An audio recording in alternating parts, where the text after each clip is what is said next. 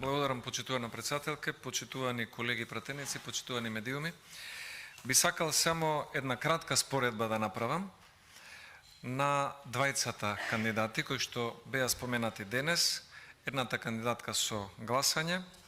господјата Татјана Васич, и другиот кандидат за уставен судија кој што почнавме да разговараме за него, господинот Тодор Витларов. И оваа споредба ќе покаже зошто власта не сакаше кандидатите лично да дојдат и да имаат свое представување пред јавност и пред пратениците. Заради следниве податоци. Господја Татјана Васич, предлог на СДСМ, ДУИ и коалицијата на власт. 24 години е правник. Доктор Тодор Витларов, 40 години е правник во правосудни институции. Господја Татјана Васич има издадено 0 книги. Тодор Витларов има издадено 12 книги. Татјана Васич има 0 стручни трудови од областа на правото. Доктор Тодор Витларов има 36 стручни трудови од областа на правосудството и правото. 0 докторски тези за Татјана Васич и 1 докторска теза како доктор на науки на господин Тодор Витларов. Ова се податоците кои што прават разлика помеѓу истакнат правник, како што е господинот Тодор Витларов, доктор на правни науки, и истакнат клиентелист, како што е Татјана Бојаджиева Васич, која што работела како административец во повеќе министерства, секогаш била блиска до власта, без разлика до која, но не ја истакнува ништо во областа на правото и правосудството и никогаш немала допирни точки ниту со работата на обвинителство, ниту со адвокатска канцеларија, ниту со судови, најмалку со Уставниот суд. Затоа сметам дека законската норма за уставни судии да се предложат истакнати правници најасно се согледува во оваа разлика. Татјана Васич со 0 книги и 0 стручни трудови од областа на правото и Тодор Витларов со 12 книги и 36 стручни трудови од областа на правото, обвинителството и судството. Сега ќе продолжам со презентацијата на податоците за господин Тодор Витларов, таму каде што застана колегата координатор Никола Мицевски. Освен она што го има дипломирано како правник, правосудни испити, стручен соработник и слично со почеток на кариерата уште во 1982 година, во 2006 година господинот Тодор Витларов ја одбранува докторската дисертација на тема казнено-правната заштита од корупција и се стекнува со академско звање доктор на правните науки на Правниот факултет во Скопје. Сметам дека како тогаш, така и сега, оваа тема казнено-правна заштита од корупција е многу актуелна и сметам дека ова не е само теза за докторска титула, туку и знаење кое што треба да се искористи. Во моменти кога довербата во правосудните органи, токму заради проблемите на поединци, групи или други здружувања во самото судство и во адвокатурата, заради корупција, заради подмитување, заради одредени девијантни појави, јавност и граѓаните имаат најниска доверба од осамостојувањето на Македонија до денес во правосудните органи и тоа беше измерено пред неколку месеци и тоа беа само 8% доверба во правосудството. Затоа сметам дека доколку биде повторно уставен судија избран некој кој што има 0 денови стаж во правосудни институции, има 0 стручни трудови и 0 книги, наместо да биде избран доктор на правни науки кој што има 40 години стаж во правни институции и има издадено 12 книги, тогаш довербата во правосудството понатаму ќе продолжи да опаѓа. Доколку владеачкото мнозинство се охрабри да даде предност на истакнатите правници да имаат шанса да бидат членови на Уставниот суд, тогаш има шанса и довербата на граѓаните во правосудството да се зголемува. Во 2008 година господинот Витларов, како доктор на правни науки, е избран за насловен доцент, а потоа во 2015 година за вонреден професор и реизбран исто така 2018 година на катедрата за казнено право при Универзитетот Гоце Делчев во Штип и држи настава по предметот применето казнено право. Во правосудството и особено во Уставниот суд, бидејќи Уставниот суд не е само суд, туку е и заштитник на законодавството, значи е нешто повеќе од суд, може да се каже дека е вајар и на правосудството и на законодавството, една комбинација, е многу поволно ако имате член на Уставниот суд кој што има и академско и практично искуство во таа област. Господинот Тодор Витларов има и академско искуство како професор, како доктор на правни науки и практично искуство како обвинител и како судија долги години, а претходно како стручен соработник. Затоа сметам дека ова се силни адути во биографијата на господинот Тодор Витларов, кои што треба да бидат земени во предвид по однос на неговата кандидатура. Во периодот 1999-2001 година бил претседател на Сдруженијето на јавните обвинители на Македонија, а потоа бил член на извршниот одбор на ова Сдружение. Исто така бил член на евалуациониот тим на Република Македонија во групата на земји членки на Советот на Европа во борбата против корупцијата ГРЕКО, која што група и состав на Советот на Европа е актуелна и денес и секогаш дава релевантни препораки за сите земји членки на Советот на Европа, вклучително и за Македонија. Понатаму, тоа што може да се каже за господинот Витларов е дека е коавтор на Законот за кривична постапка и на коментарите на Законот за кривична постапка, издаден во 2018 година од страна на ОПСЕ. Тоа значи дека од меѓународни институции во Република Македонија, кои што имаат своји сериозни одделенија, кои што се занимаваат со владење на правото и подобрување и поддршка на институциите за имплементација на законодавството при владење на правото, господинот Тодор Витларов бил високо рангиран на таквите листи во овие институции, како што е ОПСЕ, за да може да му биде дадена таква доверба за вакви институции да ги пишува и коментарите, критиките и препораките кои што се однесуваат на Законот за кривична постапка. Од месец септември 2021 година е член на Дисциплинската комисија за утврдување на одговорност на јавни обвинители во вршење на јавно-обвинителската функција и нејзин председател. Ова е исто така многу актуелно овие денови, особено ако се има предвид на новиот развој на настаните, кој што не ни беше познат, не беше ни случен, пред да ја почнеме ова седница на самиот нејзин почеток пред долго време, по однос на јавниот обвинител, државниот обвинител Јовески и јавната обвинителка од Обвинителството за борба против организиран криминал и корупција, господјата Вилма Русковска. Значи, во ваквиот случај на спорови, каде што едниот или другиот обвинител се обвинуваат меѓусебно кој треба да биде суспендиран или кој не треба да биде суспендиран, исто и во такви случаи господинот Витларов има веќе докажана експертиза, која што може да биде од помош и со негово членување во Уставниот суд на Македонија. Тоа што сакам да го споменам по однос на оваа тема е не е само недовербата на граѓаните во судството, која што е само 8%, туку бидејќи го спомнав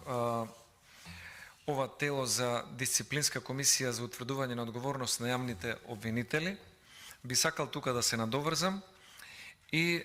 да истакнам еден податок кој што на јавноста и беше обзнанет пред неколку недели, кој е многу поразителен. Не само граѓаните што немаат доверба во правосудството, водечките фигури во правосудството немаат доверба во правосудството. Тоа е пораката која што ја испрати обвинителката Вилма Русковска, која што ги повика амбасадите на Европската Унија, на САД и другите меѓународни организации, како и обвинителката на ЕУ, господја Ковеси, да и помогнат пред притисоците од владиниот функционер Арафат Муареми, на кого таа му е надредена, и да видат каде има криминал и корупција, дали во обвинителството или во финансиската полиција. Замислете како се чувствува еден граѓанин кој што очекува некаква разврска за своји имотни, работни или други материјални права и треба тоа право да го заштити или да го одбрани пред некој суд или обвинителство, кога првата функционерка на обвинителството за борба против организиран криминал и корупција ги повикува странските амбасади да направат увид во незиниот предмет и да видат каде има криминал, дали во обвинителството или во финансовата полиција, и како се чувствува јавноста кога ваков еден функционер, избран од власта и до вчера десна рака на обвинителот Љубомир Јовески, нема доверба во институциите на системот и се жали за притисоци кои што се вршат врз неа. Ако може врз еден обвинител кој што го води обвинителството за борба против организиран криминал да се вршат притисоци, замислете какви притисоци може да се вршат врз обични граѓани кои што имаат своји предмети во основните судови, во Штип, во Госцивр, во Битола, во Скопје или било каде. Затоа сметам дека угледот на обвинителството, на судството, на Уставниот суд како дел од овие институции и многу повеќе од тоа, не е само загрозен од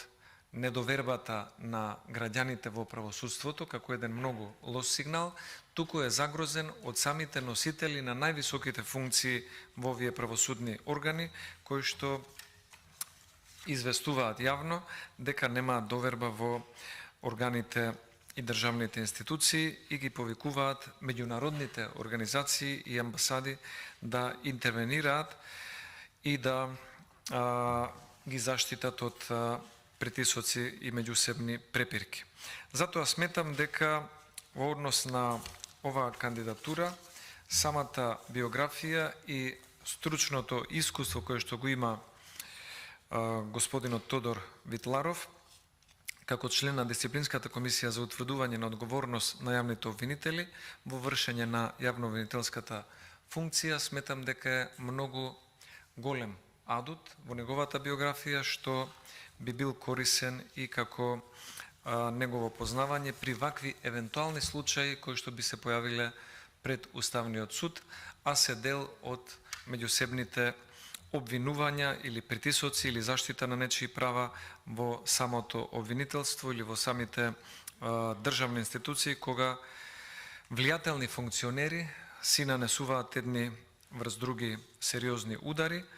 во веројатно меѓусебната пресметка за тоа кој да има поголемо влијание во одредена област, но за жал во таа пресметка страда довербата во правосудството и страда довербата на граѓаните дека институциите можат да ги заштитат нивните права. По однос на ова што го споменав, ќе ја цитирам господјата Русковска, која што вика: згрозувачки е овој притисок врз обвинители на основното јавно обвинителство за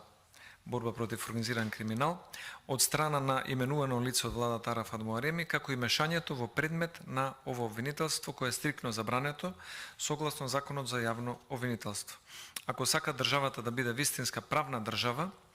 а не правна држава прикажана преку пиар, преку медиумите, вистината мора да излезе на виделина. Потоа таа вели сака да праша како тоа се напаѓаат клучните обвинители кои ги воделе случаите против Катица Јанева, Ременски, Рашковски и Зетири. Веројатно не случајно, доскорешната перјаница на власта, господја Русковска, ги споменува двајцата претходни генерални секретари на владата, Рашковски и Зетири, бидејќи тие кои што сте подолго во политиката и тие кои што сте дел од владеачкото мнозинство знаете дека се работи за блиски пријатели на господинот Арафат Муареми. И Рашковски и господинот Зетири како поранешни генерални секретари на владата беа во многу блиски односи, пријателски односи со Арафат Муареми и веројатно обвинителката Русковска знае многу повеќе од тоа што го кажала, но очигледно е дека обвинителството за борба против организиран криминал се претвори во обвинителство за меѓусебна борба за поголемо влијание врз организираниот криминал кој што ја нагризува довербата во правосудството. Токму поради овој атак, продолжувам со цитатот, и притисокот врз обвинители на обвинителството за борба против организиран криминал, треба меѓународните институции, како и амбасадите на САД и на ЕУ, сериозно да превземат мерки, затоа што ова најмалку го доволикува на земја членка на НАТО и земја што почнала преговори за ЕУ, каде владењето на правото е императив. Македонија ниту е диктатура, ниту е монархија, во Македонија не смее да владее волјата на некои сегашни или поранешни владени функционери за обвинители да замежуваат пред кој било криминал, па макар и тој да е во највисоките ешалони на власта. Затворен цитат од обвинителката Русковска, која што овде експлицитно укажува на тоа дека притисокот врз некои обвинители е да замежуваат пред кој било криминал, па тој и да е од највисоките ешалони на власта. Затоа, почитувани колеги пратеници, за да немаме и во иднина притисок и замежување пред криминал на кој и да е, па макар и од највисоките ешалони на власта, кога ќе се гласи за членови на Уставен суд, не треба да се дава предност на оние кои што се пробиле преку клиентелизам и со 0 книги и 0 стручни трудови, како господјата Татјана Васич, туку треба да се даде предност на оние како господинот Тодор Витларов, кој што и како академски професор и како истакнат обвинител и истакнат судија имале можност да согледаат многу етапи во развојот на целокупниот правосуден систем и врз основа на тоа искуство како истакнати правници преку Уставниот суд да ги штитат и законите и правата на граѓаните кога истите може да бидат загрозени од институциите кои што очигледно е дека не функционираат. Следната работа што сакав да ја споменам по однос на ова, би рекол, меѓукоалиционо или внатре владино надпреварување, кој ќе има поголемо влијание или кој на кого ќе му зададе по-сериозен удар, како што беше ова помеѓу Русковска и Арафат Муареми, и што според мене е сигнал дека власта веќе губи стабилност и секој гледа да фати некоја подобра позиција што може да му ги гарантира следните години на некаков добиен мандат, дали во Уставниот суд или на друго место, е исто така случувањето во Академијата за суди и обвинители. Токму на оваа комисија и на Комисијата за европски прашања, иако нема никаква допирна точка со европското законодавство, долги години наназад владеачкото мнозинство се обидува да ги спушти, да ги намали, да ги релативизира критериумите за влез во Академијата за суди и јавни обвинители како студент и потоа критериумите за избор на идни суди и јавни обвинители. И да ве подсетам, токму во оваа академија, софтверот за академијата кога се полага за влез како студент на Академијата за суди и јавни обвинители, го правеше фирмата со која што договор имаше склучено господинот Рашковски како генерален секретар на владата и знаеме како заврши тој случај. Но она што сакам денес да го истакнам е дека пред неколку дена пропадна изборот на директорот на Академијата за суди и обвинители Павел Шатев, откако двете кандидатки не добија доволен број на гласови. Што значи тоа? Тоа значи дека Управниот одбор на Академијата за суди и обвинители е управен одбор во кој што владеачкото мнозинство има целосна контрола И тоа значи дека владеачкото мнозинство нема меѓусебна согласност кој да биде следниот директор на Академијата за суди и јавни обвинители и кавгите во владеачкото мнозинство, како што беше она помеѓу Русковска и Арафат Муареми, оневозможуваат Академијата за суди и јавни обвинители да има директор со полноважен мандат. И што се случи? Конкурира актуелната директорка Наташа Габер Дамјановска и како втор кандидат господјата Олја Ристова, судија во Основниот суд 1 во Скопје. И за досегашната директорка Габер Дамјановска од 9 членови на управниот одбор добива 4 гласови за и 5 воздржани, додека против кандидатката Олја Ристова, судија во Основниот суд 1, добива 1 глас за и 8 воздржани. Ова е меѓувладино, коалиционо, внатрешно поигрување со мандатите на институциите кои што се битни за продолжувањето на правосудниот систем и за овозможувањето тој правосуден систем да не се случи да има недостаток од кадри, во кои што институции, како што е Академијата за суди и јавни обвинители, многу земји членки на Европската Унија, како Франција, како Шведска, како Германија, Словенија и други, инвестирале пари на нивните даночни обврзници за да го подобрат системот и да им помогнат на институциите да изградат некое ниво и некој стандард кој што е посериозен за да можат да продуцираат и такви кадри. Но ние видовме дека во овие институции, за жал, како што е случајот и со Уставниот суд, за студенти и слушатели на Академијата за суди и јавни обвинители, не ретко се одбираат и најблиските членови на семејствата на функционери на власта, вклучително и на наши колеги пратеници од Собранието. И тоа значи дека власта смислено сака да ги релативизира и да ги собори критериумите за конкурирање во Академијата за суди и јавни обвинители, за да може преку софтверите на Рашковски да ги наштелува поените врз основа на тоа кој човек им се допаѓа или кој има поголеми или повлијателни функционери во актуелното владеачко мнозинство, за да може да биде студент на Академијата за суди и јавни обвинители. И ќе ве подсетам дека дел од оние кои што добија највисок број на бодови во оваа академија, а не беа примени како слушатели во Академијата за суди и јавни обвинители, побараа прием кај председателот Пендаровски и се пожалија на недостатоци кои што самите ги увиделе при полагањето на тестовите, кои што ги дисквалификувале при изборот да бидат студенти во оваа академија. Тоа се софтверите на Рашковски и на тој начин многу квалитетни правници останаа без можност да бидат слушатели на оваа Академија за судии, но многу понеквалитетни правници кои што имале повлијателни стриковци, вујковци, фамилии, роднини или сопартици станале слушатели во таа академија и власта со самиот ваков чин очигледно е дека го девалвира системот на произведување на квалитетни кадри за идни обвинители и судии. Дополнително на тоа, самата влада не може да се договори кој треба да биде директор на Академијата за суди и јавни обвинители и владата се само блокира во неможноста да се договори кој која позиција ќе ја завземе.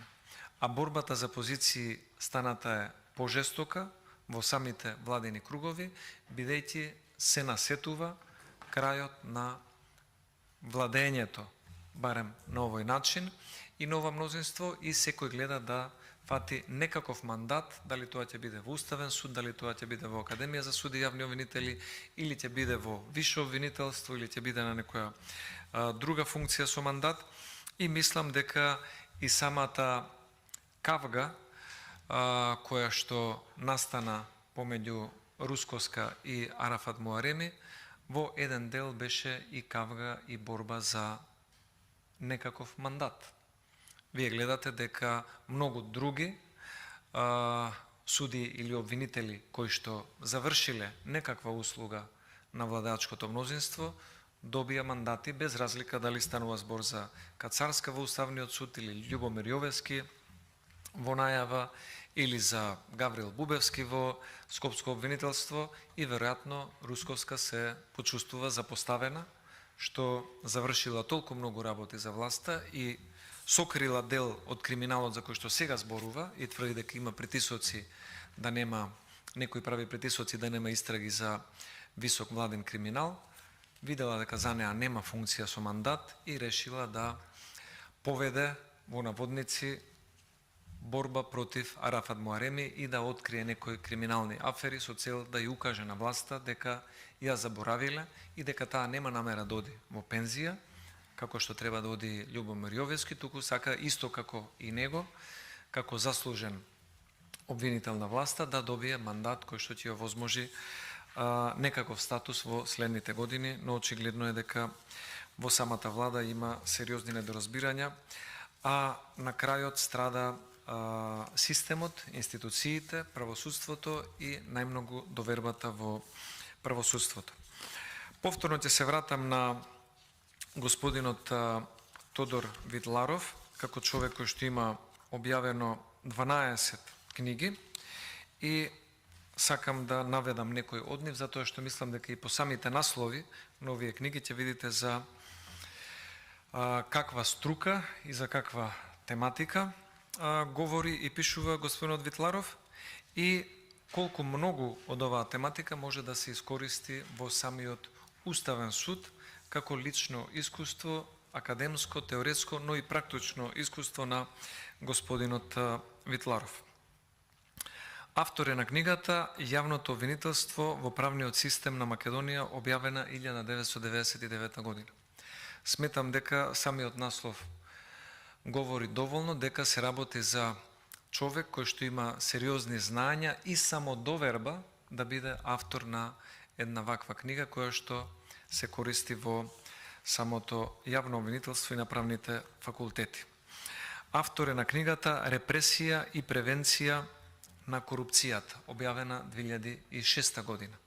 И пак ќе кажам, како што била актуелна тогаш, уште поактуелна е денес и ваквото академско знаење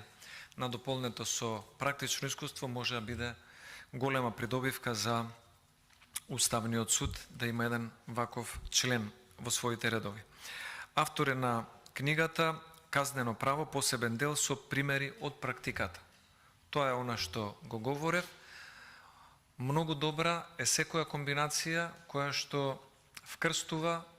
прагматично искуство од правосудството заедно со теоретско и академско искуство од оваа област. И сметам дека двете компоненти се застапени кај господинот Тодор Витларов, кој е доктор на правни науки. Автор е на книгата Казнено право, општ дел, применета програма, објавена 2014 година и оваа книга за казнено право општ дел се користи како учебно помагало за студенти од правниот факултет. Исто така и претходната книга што ја наведов, Казнено право е посебен дел, со примери од практиката, се користи како учебно помагало за студенти од правните факултети. И сметам дека овие работи покажуваат дека се работи за еден сериозен истакнат правник, за разлика од Татјана Васич, која што нема напишано ниту една книга, најмалку книга од областа на правосудството и стручните проблематики кои што се врзани со правосудството. Потоа, автор и коавтор е на учебникот Правосуден систем на Република Македонија од 2016 година. Коавтор е на книгата Системска анализа за законската рамка и соработка помеѓу надлежните институции во борбата против организираниот криминал.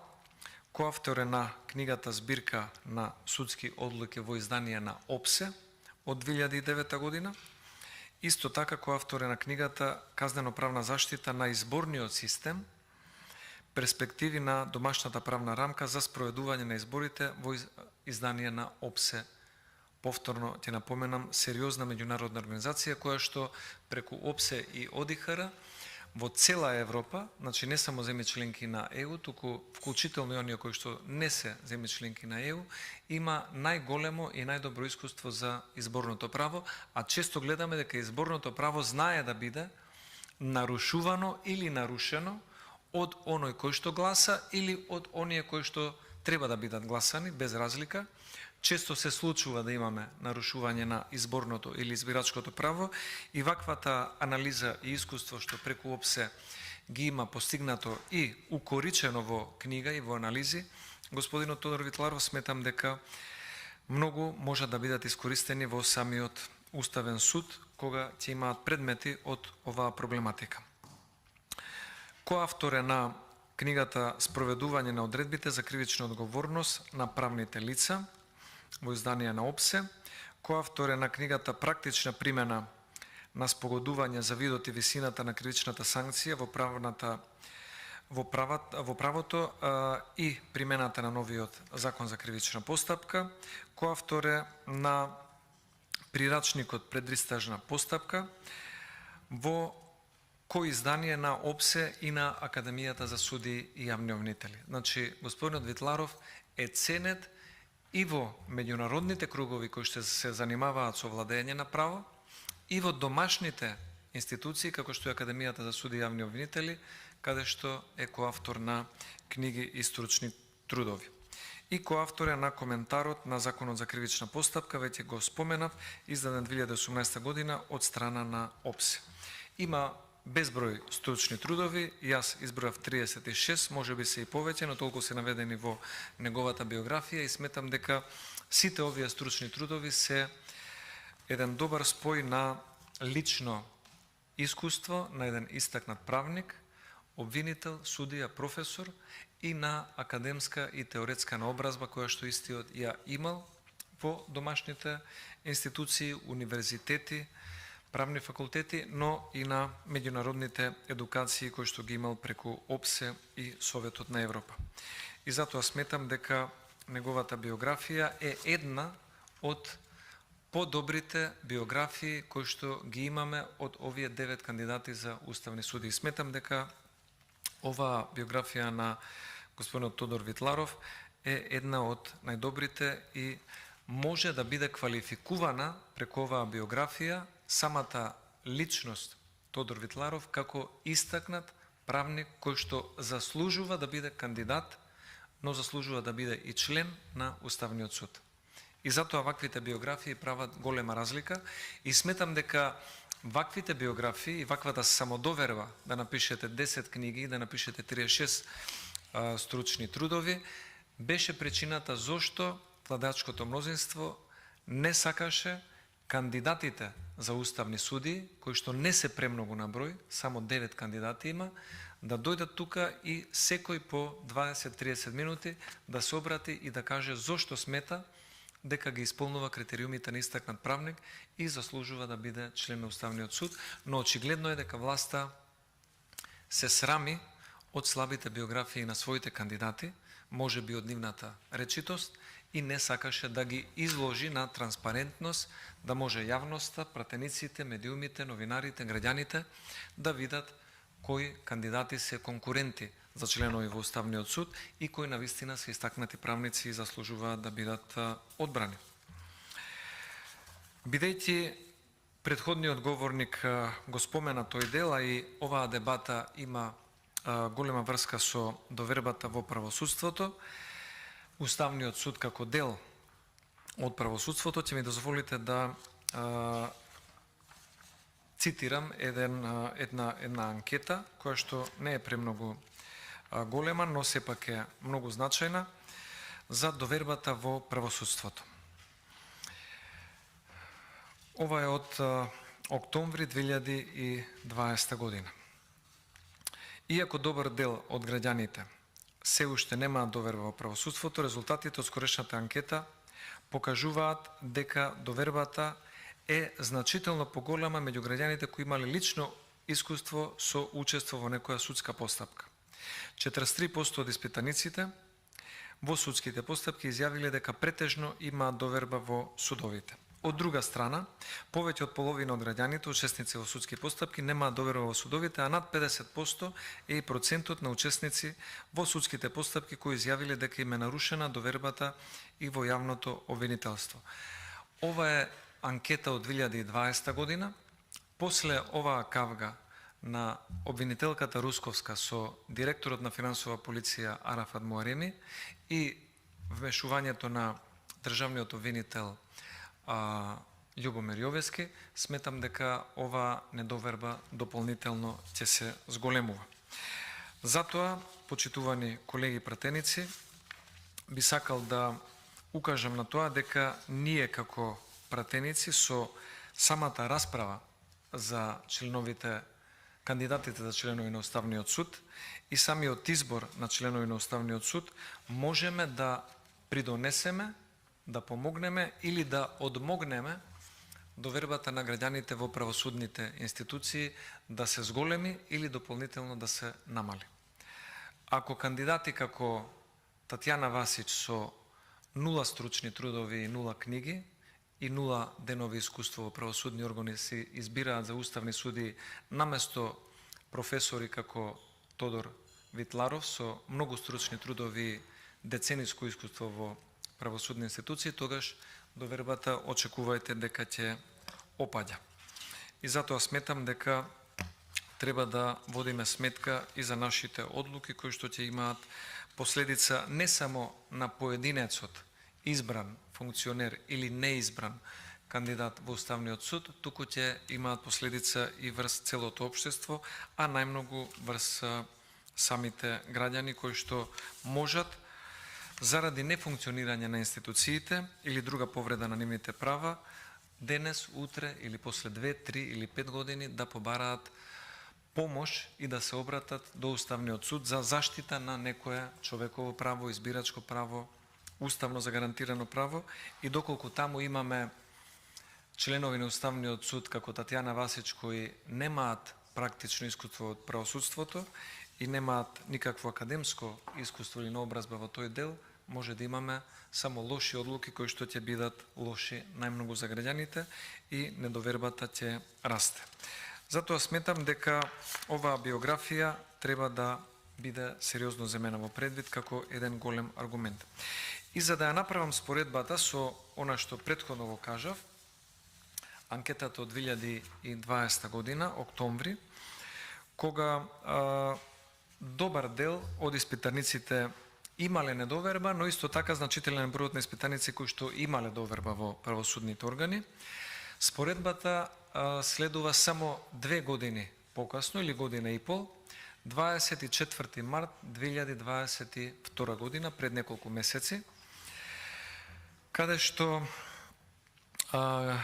имаме само 8% од македонските граѓани кои што имаат доверба во судството.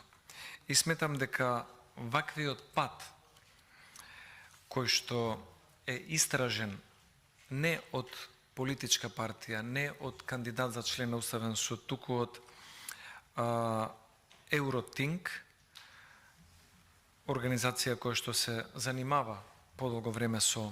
состојбите во правосудството, е поразителен процент, 8%, само 8% доверба, е поразителен процент за целата држава, но за жал и најмногу за самите граѓани, кои што оваа недоверба веројатно ја искусиле на своја кожа, и ќе споменам неколку случаи како оваа недоверба расте. Сигурно се сеќавате на младата жена и мајка и сопруга од Дебар, на која што и се случи една здравствена трагедија и лична траума при незиното породување во Струга, во дива болница, која што ја поседувал директорот на Струшката јавна болница, но бидејќи тој е висок функционер на власта, овој случај се влечкаше, се влечка се уште, кој знае колку време, и никој не наоѓа за сходно да повика некого на одговорност, за основното човеково право, а тоа е правото на здравје и на нормални здравствени услуги, кои што треба да ги дава јавното и приватното здравство. Таква жртва беше господјата Јилдис од Дебар. За жал, незината травма и трагедија никој нема да може да ја надомести, но тоа создава и личен страв и правна несигурност кај многу други граѓани кои што се соочили или може да се соочат со вакви неприлики во здравствениот систем или во било која друга област. И сега замислете, ако институциите не одговорат во разумен рок на обвиненијата, на жалбите, на тужбите кои што ги покрена господјата Јилдис од Дебар, тогаш таа ќе треба еден ден, можеби, своето право да проба да го заштити пред Уставниот суд, затоа што е нарушено нејзино лично право, право на здравје, право на здравствена услуга, загрозен е животот и нејзината психофизичка состојба. И како ќе може да го одбрани нејзиното право член на Уставниот суд како Татјана Васич, која што била најблизок соработник на неколку министри за здравство, токму она институција која што овозможила да се случуваат вакви неприлики во системот на обични граѓани и институција која што молчеше и за време на овој инцидент кој што излезе во македонската јавност само заради упорноста на жртвата. Господата Јилдис од Дебар и Министерството за здравство не најде за сходно ниту да го, барем морално или вербално, да го осуди функционерот кој што бил и директор на јавна болница, имал и дива приватна здравствена установа и замислете, таму се породувале и многу други жени и може да предпоставиме колку од нив имале среќа или несреќа да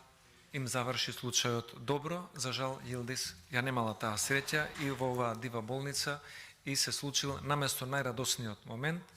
и се случил нејзиниот животен кошмар. И затоа сметам дека оваа доверба од 8% во правосудните органи е токму заради такви случаи. Имаме еклатантен пример на потфрлање на системот, функционирање на дива болница, оштетен граѓанин, жена, мајка, родилка, семејство и никој не реагира. Ако е функционер од власта тој кој што е имал дивата болница, нема суд, нема обвинителство, нема истрага, нема дури ни морална осуда од Министерството за здравство и затоа граѓаните немаат доверба во судството, бидејќи ги приметуваат овие недоследности. И како ќе има во иднина кога тој кој што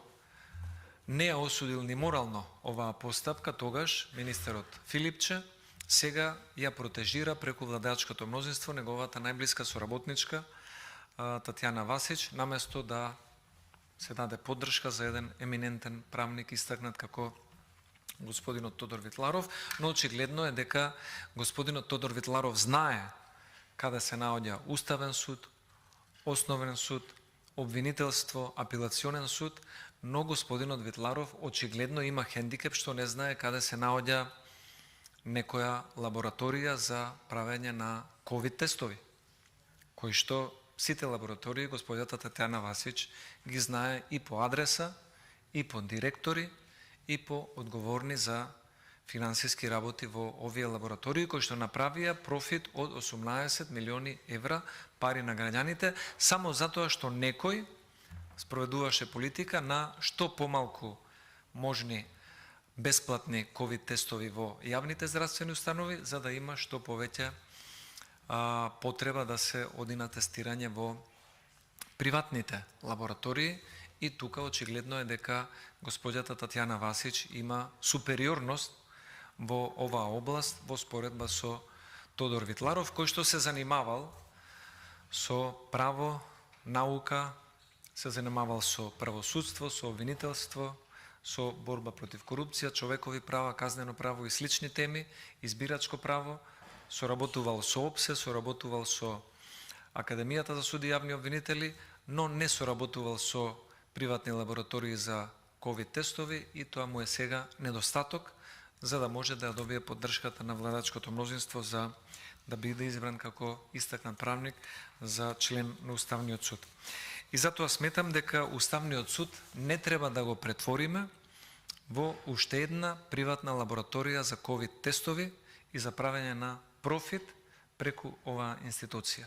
Ниту по Уставниот суд треба да биде прибежиште за награда на оние кои што профитирале во ковид пандемијата во тоа време на кризни состојби и носење на одлуки и договори во четири очи.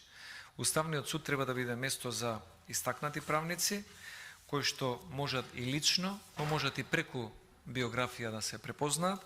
а не треба да биде место за оние кои што преку клиентелизам и со бледи биографии и само затоа што дипломирале на правниот факултет да станат членови на Уставниот суд. Тоа ќе биде поразително и за самиот Уставен суд како институција, но исто така ќе биде поразително и за општеството, за граѓаните и за самата репутација на Македонија како држава. Бидејќи ние имаме уставни судови и во Албанија, и во Србија, и во Словенија, и во Бугарија, и во Австрија, и во Германија, и во Италија, тие соработуваат меѓу себе и кога со нив ќе поразговара Тодор Витларов или Родна Живковска или некој сличен на нив, кој што има сериозна биографија, многу добро познавање на тоа што е Венецијанска комисија, што е Совет на Европа, што е Суд за човекови права во Страсбург, што е ОПСЕ, што е ОДИХР, што е избирачко право, што е казнено право, тие соговорници ќе имаат и поголема почит не само за таквиот член на Уставниот суд, туку ќе имаат поголема почит и за Македонија како држава која што има сериозни носители на вакви јавни одговорни државни функции, но кога ќе разговараат со Татјана Васич, може да добијат добра информација каде има поевтини или поскапи ковид тестови, како се набавуваат вакцини преку Хонг Конг и фантом фирми ОСО еден вработен, но веројатно нема да можат да добијат многу податоци за правосудството, за човековите права, за избирачкото право, за проблемите во обвинителството, за усогласувањето на пресудите во сите апелациони судови и за остварувањето на уставните права, како што беше она нарушено, според мене, уставно право на Јилдис Вјаполска од Дебар, кое што се уште не е разрешено, токму заради клиентелизмот во правосудните органи, затоа што таму не одлучуваат според повредата на правото, туку одлучуваат според тоа кој го повредил правото. Ако правото го повредил висок, актуелен владен функционер, тогаш ќе настрада оној чие што право е повредено. А ако правото го повредил обичен граѓанин, кој што можеби паркирал погрешно или направил некоја друга незаконитост, тогаш да, ќе го почувствува законот на своја кожа, но ако сторителот на повредата на правото е директор на болница во Струга и е член на владачката коалиција, висок функционер, тогаш жртвата Јилдис Вјаполска ќе остане жртва, ќе ги имаме симпатиите од медиумите, сите ќе посакуваме таа да ја оствари правдата, да ги залечи траумите, но системот нема да реагира. Системот ќе биде последен кој што ќе реагира и повторно ќе имаме на вакви случаи и многу други пресуди од Страсбург, кои што после 2, 3, 5 или 6 години ќе доаѓаат на државата, прво како пресуди кои што ќе нарушуваат дополнително репутацијата, а второ ќе го оптеретуваат и буџетот на државата, затоа што ќе треба на тие жртви кои што не им помогнал системот во Македонија, ќе треба потоа после пресудите од Страсбург да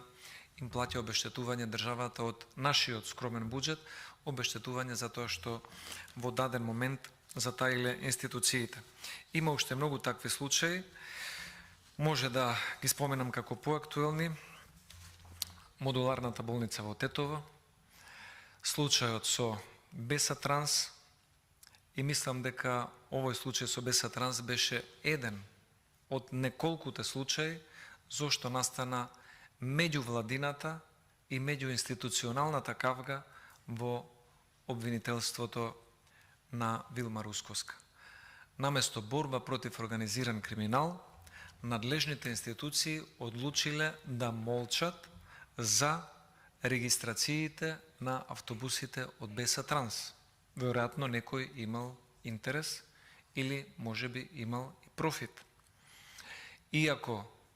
стручните лица сугерирале затварање на таквите станици за технички преглед кои што не ги исполнуваат стандардите, очигледно е дека комерцијалниот интерес на БЕСА Транс или интересот на некоја политичка група, која што може би има некој материјален интерес од оваа компанија, бил поголем од владењето на правото и што се случи, никогаш немаше да дознаеме дека има вакви пропусти во системот и дека се регистрираат возила кои што не треба да бидат регистрирани и дека туристички агенции возат без меѓународни дозволи 130 пати ја преминуваат границата Македонија, Бугарија, Бугарија, Турција и обратно. Никогаш немаше за тоа да дознаеме доколку не се случеше трагичниот настан со голем број на жртви и ненадомесливи штети за нивните семејства и најблиски. И пак ќе кажам, најголемата штета е за семејствата и нивните најблиски, но исто така е огромна штетата што ја создава чувството на недоверба, што после ваквите настани се дознаваат работите колку е нефункционален системот, повторно не се превзема ништо и бидејќи се високи државни функционери во прашање, одговорот секогаш е истрагата е во тек. Но додека истрагата е во тек, никој нема да може да ги надомести штетните последици кои што ги трпат реални, конкретни луѓе и нивни семејства, ниту пак штетните последици кои што во општеството се создаваат како недоверба кон институциите. И некогаш дури и таа недоверба кон институциите е причина за одредени граѓани на Македонија, државјани на Македонија, кои што се материјално и добро ситуирани, не мора да е приходниот дел нивниот главен проблем, но ваквата правна несигурност и недоверба во институциите може да им бидат, за жал, мотив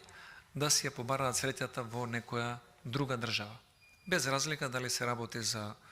лекари или архитекти, или правници, или сметководители, или возачи на камиони, таксисти, готвачи, кои да се наши сограѓани кои што едноставно имаат добри месечни приходи во државата, но немаат доверба во функционирањето на системот и се одлучуваат да си ја пробаат среќата во Германија, Словенија, Хрватска,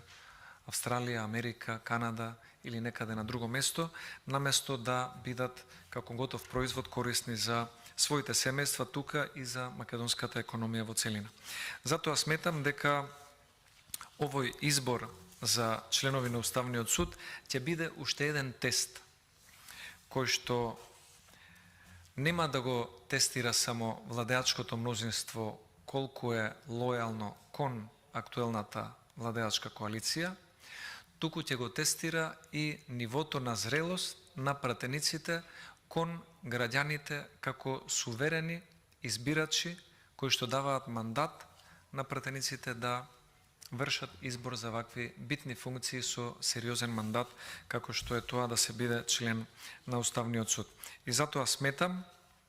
дека ќе биде правилно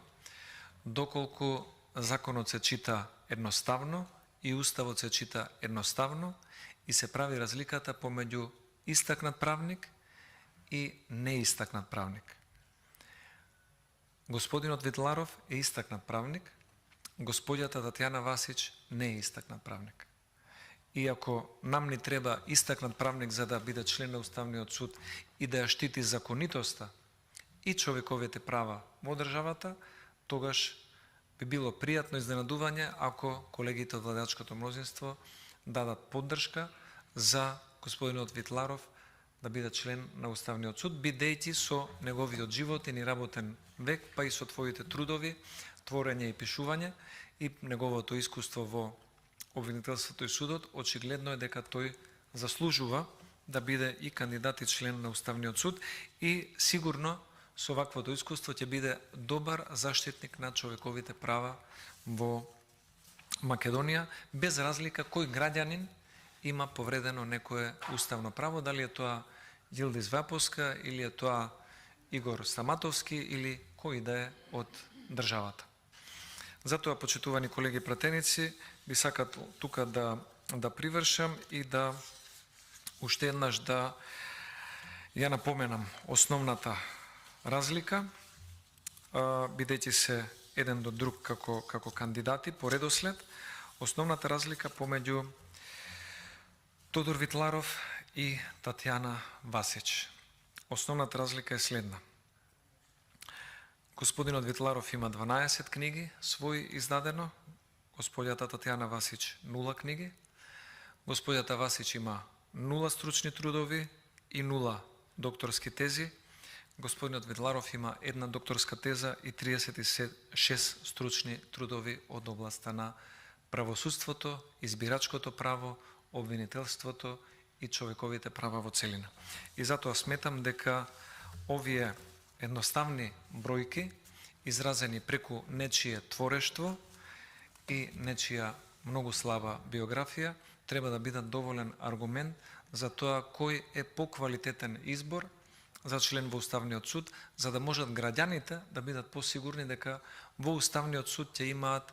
заштитник на уставните права кои што му припаѓаат на секој државјанин на Македонија. Толку би имал, благодарам за вниманието.